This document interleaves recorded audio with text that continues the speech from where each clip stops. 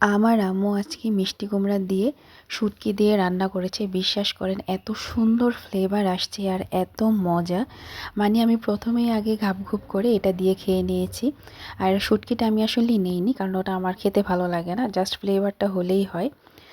So আজকে খেতে ইচ্ছে করছিল না আর কি। সো অনেক মজা হয়েছে। মিষ্টি কুমড়া দিয়ে আসলে আমরা অনেকভাবে খেয়ে থাকি।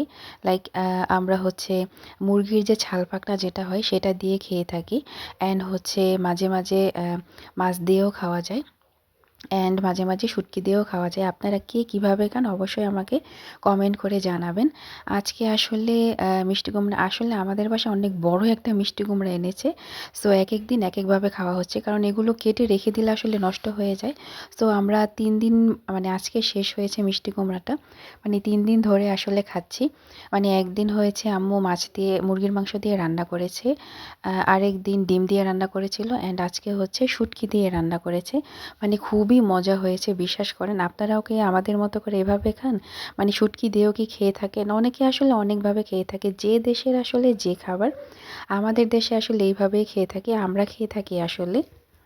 অ্যান্ড অনেক সফট একটা মিষ্টি কুমড়া। মানে মিষ্টি অনেক সময় মিষ্টি কুমড়া হয় কি, মানে হাজার রান্না করলেও কিন্তু গলে না, বাট এই মিষ্টি কুমড়াটা এত ভালো, মানে রান্না করার সাথে সাথে খুব সুন্দর একটি কালার আসে এবং গলেও যায়।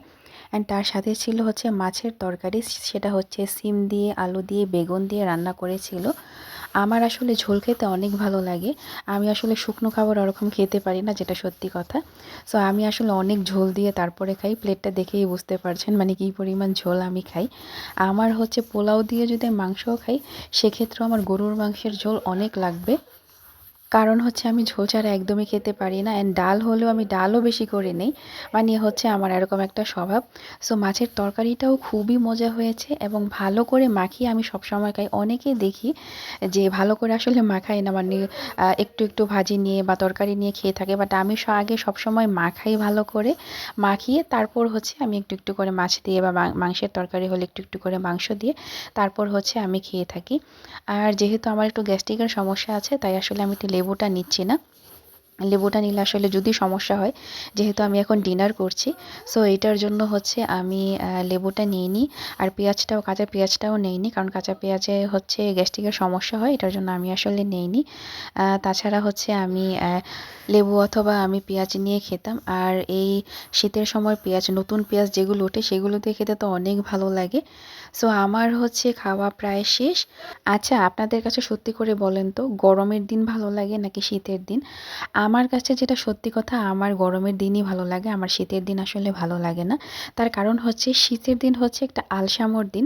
মানে খেতেও ইচ্ছে করে না, উঠতে ইচ্ছে করে না, বসতে ইচ্ছে করে না, কোথাও যেতে ইচ্ছে করে না। বাট গরমের দিনে আপনি হচ্ছে যত কাজই থাকুক সব কাজ করে দেখবেন আপনি একটু শাওয়ার নিতে পারবেন।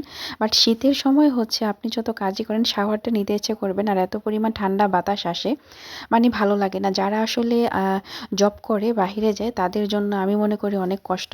আমি মনে করি গরমের দিনটাই ভালো, মানে যেটা আমার কাছে মনে হয়। বাট অনেকের কাছে আসলে শীতের সময়টা ভালো লাগে, শীতের সবজি খেতে নাকি ভালো লাগে, বাট আমার ভালো লাগে না কেন জানি। আমার আসলে গরমের দিনটাই ভালো লাগে।